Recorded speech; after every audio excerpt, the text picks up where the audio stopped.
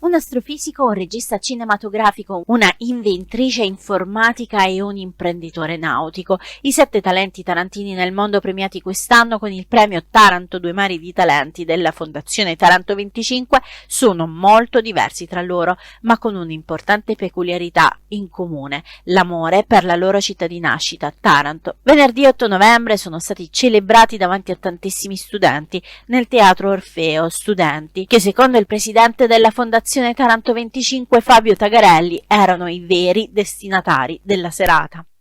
Benvenuti ai nostri concittadini, bentornati, e soprattutto questa serata è per i ragazzi delle nostre scuole, perché i ragazzi delle nostre scuole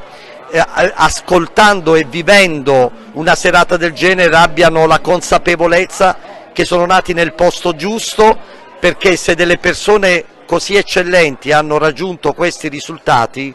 vuol dire che è possibile anche per loro. Tra i premiati di questa terza edizione il regista Giacomo Abruzzese, l'astrofisico e ingegnere della NASA Giuseppe Cataldo, l'imprenditore Pasquale Di Napoli, specializzato nel settore della nautica, Gabriella Nobile, che si occupa di gestione artistica e produzione di eventi, il professore di chimica organica Gianluca Farino, la presidente della Società Chimica Italiana, Filomena Floriana Ferrara, che lavora per IBM ed è autrice di 21 brevetti informatici, e infine Gianni Chiffi, che si occupa di management cinematografico e l'agente di alcuni degli attori più gettonati del momento come Matilda De Angelis, Elodie, Sabrina Impacciatore, Fabrizio Bentivoglio ed Edoardo Scarpetta. Ha aperto un'agenzia cinematografica a Roma e dice che per lui questo riconoscimento non ha eguali.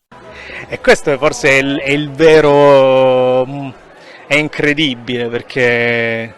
questo teatro poi ci venivo da bambino, quindi sarebbe stato impensabile per me un giorno poter celebrare la mia città con il mio piccolo apporto poi a ciò che rappresentano i tarantini in giro, quindi in giro per l'Italia, per il mondo, quindi non l'avrei mai immaginato nella vita, quindi per me vale più di Davide Donatello, di Nastri d'Argento, i premi che prendono fortunatamente gli attori che rappresento. La fondazione ogni anno chiede ai suoi talenti un progetto per la loro città da realizzare durante l'anno. La maggior parte dei talenti premiati nel 2024 intende puntare sulle nuove generazioni, un po' come il professor Gianluca Farinola. C'è bisogno di far crescere quello che c'è già, perché c'è già un laboratorio che si chiama Polo Tecnologico Scientifico Magna Grecia qui a Taranto, e quindi il progetto che io proporrò è quello di non soltanto rinforzare il laboratorio, ma anche metterlo più al centro della città, aprirlo, farlo conoscere ai cittadini e farlo vivere come un luogo dove essere orgogliosi della qualità della ricerca, anche per capire che la ricerca non è un esercizio astratto, ma è un'attività che ricade sul bene dei cittadini.